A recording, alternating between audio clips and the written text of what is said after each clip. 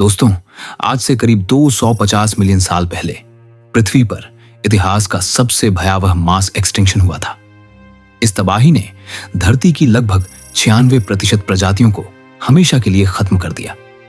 समुद्र की गहराइयों से लेकर विशाल जंगलों तक हर तरह के जीव जंतु और पेड़ पौधे लगभग नष्ट हो गए थे। लेकिन प्रकृति का नियम है कि हर अंत के बाद एक नई शुरुआत होती है। इस विनाश के बाद धरती ने धीरे धीरे खुद को फिर से बसाना शुरू किया और फिर कुछ मिलियन साल बाद धरती पर एक नए युग का आगमन हुआ, डायनासोर का युग। इन विशालकाय प्राणियों ने करीब 180 मिलियन साल तक पृथ्वी पर राज किया। इस दौर को वैज्ञानिक मेसोजोइक युग कहते हैं।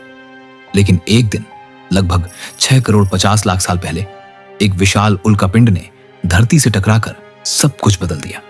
उस समय धरती पर डायनासोर की करीब 680 प्रजातियां मौजूद थीं और एक झटके में वे इतिहास का हिस्सा बन गईं। लेकिन क्या आपने कभी सोचा कि अगर वो उल्कापिंड धरती से ना टकराया होता तो क्या होता? क्या आज हम डायनासोर के साथ इस धरती पर रह रहे होते? क्या इंसान और डायनासोर एक साथ जीवित रह सकते थे? और सबसे बड़ा सवाल, क्या भविष्य में हम डायनासोर को फिर से जिंदा कर सकते हैं? आइए इस रोमांचक हाइपोथेसिस को एक एक कर खोलते हैं।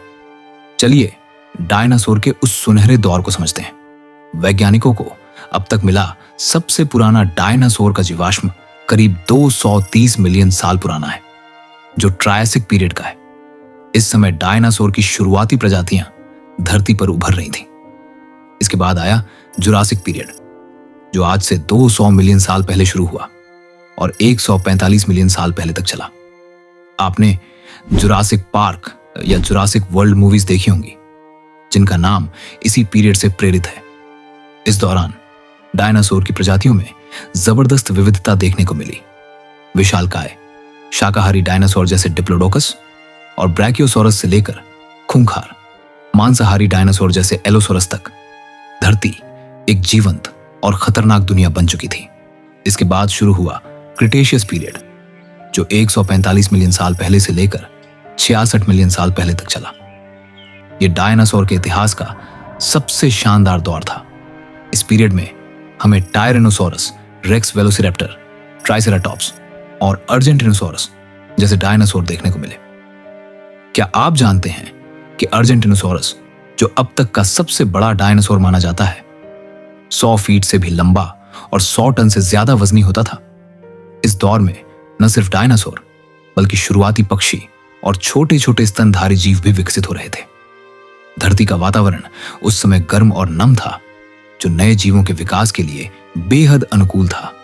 लेकिन फिर आया वो दिन, करीब 6.6 करोड़ साल पहले, जब एक विशाल उल्कापिंड, जिसे चिक्लक्स एस्टेरॉयड कहा जाता है, धरती से टकराया। यह कोई साधारण उल्कापिंड नहीं था। इसका आकार माउंट एवरेस्ट से भी बड़ा था, यानी करीब 10 से 15 किलोमीटर चौड़ा। जब यह धरती से टकराया तो इससे 10 अरब न्यूक्लियर बमों के बराबर ऊर्जा पैदा हुई। इस टक्कर ने मेक्सिको के युकाटन प्रायद्वीप में एक 150 किलोमीटर चौड़ा और 20 किलोमीटर गहरा गड्ढा बना दिया, जिसे आज चिक्लक्स क्रेटर के नाम से जाना जाता है। इस टक्कर के बाद जो हुआ वो किसी डरावने सपने से कम नहीं था। हजारों मील तक सब कुछ पलक झपकते नष्ट हो गया। समुद्र में 2 किलोमीटर ऊंची सुनामी की लहरें उठी, ज्वालामुखी फटने लगे, भूकंपों ने धरती को हिला दिया और आकाश में इतना काला धुआं छा गया कि सूरज की रोशनी धरती तक नहीं पहुंच पाई। वैज्ञानिकों का अनुमान है कि करीब 1 साल तक धरती अंधेरे में डूबी रही। तापमान इतना गिर गया कि पेड़ पौधे फोटोसिंथेसिस नहीं कर पाए और मर गए। भोजन की कमी और बदलते पर्यावरण ने डायनासोर सहित धरती की 75% प्रजातियों को हमेशा के लिए खत्म कर दिया। हालांकि चिक्लक्स एस्टेरॉयड को डायनासोर के विलुप्त होने का मुख्य कारण माना जाता है, लेकिन कुछ वैज्ञानिकों की राय इससे अलग है। कुछ का मानना है कि डायनासोर की प्रजातियां उस टक्कर से पहले ही लुप्त होने की कगार पर थीं। धरती का पर्यावरण तेजी से बदल रहा था, कभी बहुत गर्म तो कभी बहुत ठंडा। डायनासोर इन बदलावों को सहन नहीं कर पा रहे थे। कुछ वैज्ञानिकों का यह भी कहना है कि डायनासोर किसी महामारी का शिकार हुए होंगे, जैसे आजकल वायरस कई प्रजातियों को प्रभावित करते हैं। एक और रोचक थ्योरी कहती है कि डायनासोर की वजह से ही धरती का पर्यावरण बिगड़ा। जी हां, कुछ वैज्ञानिकों का मानना है कि शाकाहारी डायनासोर इतनी मात्रा में मीथेन गैस उत्सर्जित करते थे कि इससे ग्रीन हाउस प्रभाव बढ़ गया और धरती का तापमान असामान्य रूप से गर्म हो गया। एक अन्य थ्योरी के अनुसार किसी दूर के तारे में हुए विस्फोट से निकली गामा किरणें धरती तक पहुंची और इसने ओजोन परत को नष्ट कर दिया, जिससे डायनासोर का जीवित रहना मुश्किल हो गया। अब आते हैं उस सवाल पर जो इस कहानी का सबसे रोमांचक हिस्सा है। अगर वो उल्कापिंड धरती से न टकराया होता तो क्या होता? क्या डायनासोर आज भी धरती पर राज कर रहे होते? चलिए इस हाइपोथेसिस को कुछ वैज्ञानिक तथ्यों के साथ समझते हैं। 66 मिलियन साल पहले धरती पर ऑक्सीजन की मात्रा आज की तुलना में बहुत ज्यादा थी। यही वजह थी कि डायनासोर जैसे विशालकाय जीव अस्तित्व में आ पाए। अगर डायनासोर विलुप्त न हुए होते तो समय के साथ पर्यावरण बदलने के कारण उनका आकार संभवतः छोटा होता।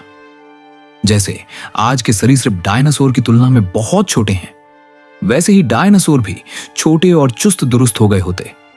शाकाहारी डायनासोर इतनी भारी मात्रा में पेड़ पौधे खाते थे कि अगर वे लंबे समय तक जीवित रहते तो धरती की हरियाली खत्म हो सकती थी। इससे उनकी अपनी खाद्य श्रृंखला टूट जाती। पहले शाकाहारी डायनासोर भोजन की कमी से मरते और फिर मांसाहारी डायनासोर जो इनका शिकार करते थे वो भी भूख से मर जाते। इस तरह पूरी पारिस्थितिकी तंत्र ध्वस्त हो सकती थी। अगर डायनासोर जीवित रहते तो शायद स्तनधारी जीवों को विकसित होने का मौका ही नहीं मिलता। क्रिटेशियस पीरियड में स्तनधारी बहुत छोटे थे और डायनासोर के सामने उनकी कोई अहमियत नहीं थी। अगर डायनासोर का वर्चस्व बना रहता तो हो सकता है कि इंसान जैसी प्रजाति का उदय ही न हुआ होता। यानी अगर डायनासोर आज भी होते तो शायद आप और हम इस कहानी को सुनने बताने के लिए यहां नहीं होते। क्या डायनासोर को फिर से जिंदा करना मानव सभ्यता के लिए सही है या गलत? अपनी राय हमें कमेंट सेक्शन में जरूर बताएं।